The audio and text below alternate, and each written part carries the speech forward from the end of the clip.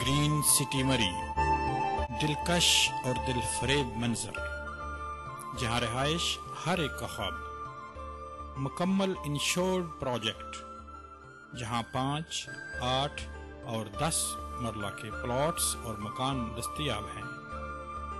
Booking के लिए सिर्फ 25% और बकाया आसान इकसात पर। ग्रीन सिटी मरी, दिलकश और दिलफरेब मंजर, जहां रिहाइश हर एक का ख्वाब। एयरपोर्ट सोसाइटी सेक्टर 4, जहां इर्द गिर्द हजारों मकानात और बंगले आबाद, जिंदगी की रौनकों से जगमगा रहे। मसाजिद, मशहूर तालीमी इदारे, सब पहले से मौजूद। आज प्लॉट लीजिए, कल से घर बनाइए, क्योंकि जिंदगी की तमाम सहूलतें यहां हैं पहले से दस्तयाब। बिजली के लिए इलेक्ट्रिक फीडर्स, पानी की फराहमी का निजाम, सुई गैस और साथ ही वो लाइफस्टाइल भी जिसकी आपको आरज़ू है। Airport society sector 4। चलो उस देश चलते हैं जहां ख्वाबों की दुनिया हसीन सच बन जाती है।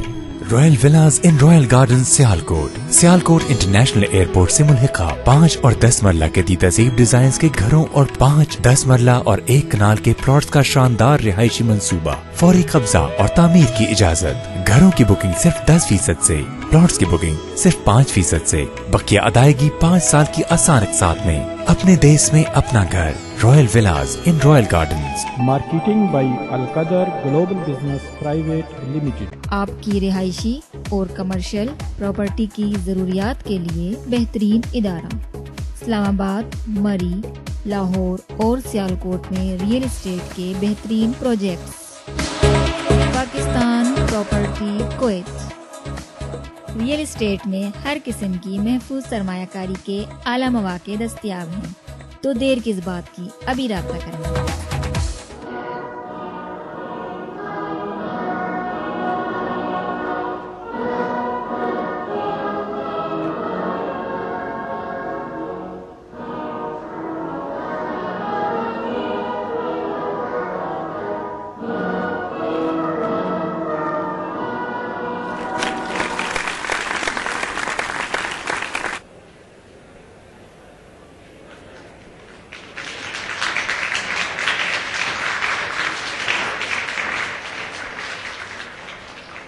The Azam, Muhammad Ali Jinnah, was very concerned about the welfare of the minorities, who he felt were deprived of their due rights.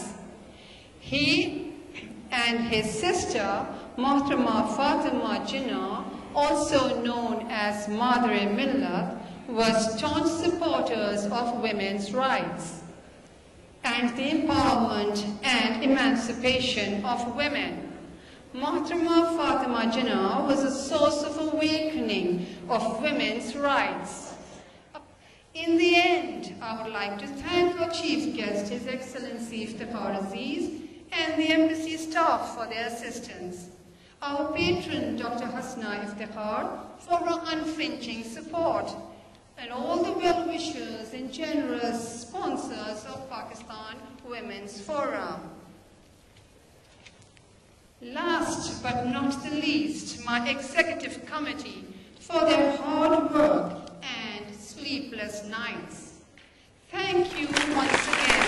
Pakistan Zindabad. Madam President, Pakistan Women's Forum, executive members, all the other members, ladies and gentlemen.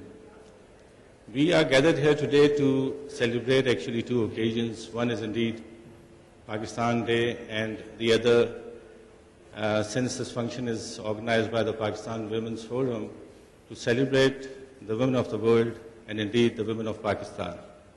So I'll say a few words about both these occasions. Now Allah subhanahu wa ta'ala says in the Quran that He created humankind in ahsan taqweem, which means immaculate conception. And of course, when He was talking about humankind, it meant both men and women. He gave men muscles and He gave women beauty. So they have a role to play because of the different characteristics that Allah subhanahu wa ta'ala gave to both of them. yet intellectually and spiritually they are similar and same. This is a conviction that I have. Imagine a world which is black and white. Worse still, imagine a world without ladies. I hasten to add that even without men, it would indeed be a terrible, terrible place. So thank you, ladies, thank you, women, for adding color to not only our lives, the lives of our men, but to the world indeed.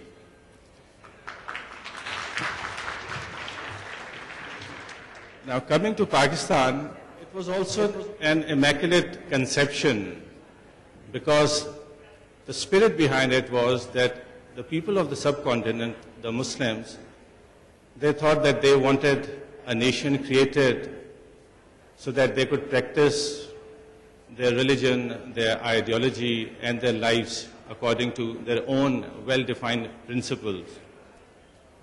This was the biggest migration in human history. And mind you, these were not refugees in the traditional sense, because they voluntarily left their kith and kin and their homes behind and moved on to Pakistan to create a new country and a new state. This is unparalleled still in the history of the world, whereby people voted with their feet and indeed with their thoughts and aspirations to create a country for themselves. At the end, I just want to thank you again for the time, the patience that you gave to me, and indeed the attention. Thank you very much. May God bless you all. Pakistan Zindabad. देखिए, Pakistan women forum जो है, एक तो ये है कि ये पाकिस्तान का नाम इसमें ज़रूर है, मगर ये जो है सर्व करती है औरतों को irrespective of their race, religion and boundary. हम मेल डोमिनेटेड सोसाइटी में रहते हैं और ख़ास तौर पर ख़वातीन के लिए कोई ऑर्गेनाइजेशन कायम करना was not easy. हमें हर कदम पे, हर मौके पर हमसे सवाल किए गए, हमसे पूछा गया कि किस किस्म की ऑर्गेनाइजेशन और आप करेंगे क्या. इसलिए कि देखिए, हमारा एक आम तासुर है पाकिस्तान में औरत के बारे में कि औरतें या तो कॉफ़ी मॉर्निंग्स कर सकती हैं या ढोलकी की नाइट कर सकती हैं, कुछ इस किस्म के काम कर सकती हैं. देखिए जी, हम लोग एम्बेसी में कुछ तो अपने हमारे होते हैं प्रोग्राम्स, और हम इसी तरह जो पाकिस्तानी कम्युनिटी ऑर्गेनाइजेशंस हैं, चाहे वो मर्दों की हों या ख़वातीन की हों, उनको सपोर्ट करते हैं. फाइनेंशियल, एडमिनिस्ट्रेटिव, लॉजिस्टिक सपोर्ट हम उनको प्रोवाइड करते हैं, और इस तरह के फोरम्स पे भी हम उनको इनकरेज करते हैं कि वो प्रोग्राम्स बनाएं. और बहुत सारी contribution in terms of fund raising के लिए हम करते हैं, या जो चैरिटी के काम होते हैं उनके लिए हम करते हैं. हमारा एक डेडिकेटेड विंग है कम्युनिटी वेलफेयर का, तो जो ख़वातीन हैं जिनको प्रॉब्लम होती हैं, डोमेस्टिक प्रॉब्लम्स, उसको भी हम रिजॉल्व करने की कोशिश करते हैं एम्बेसी में.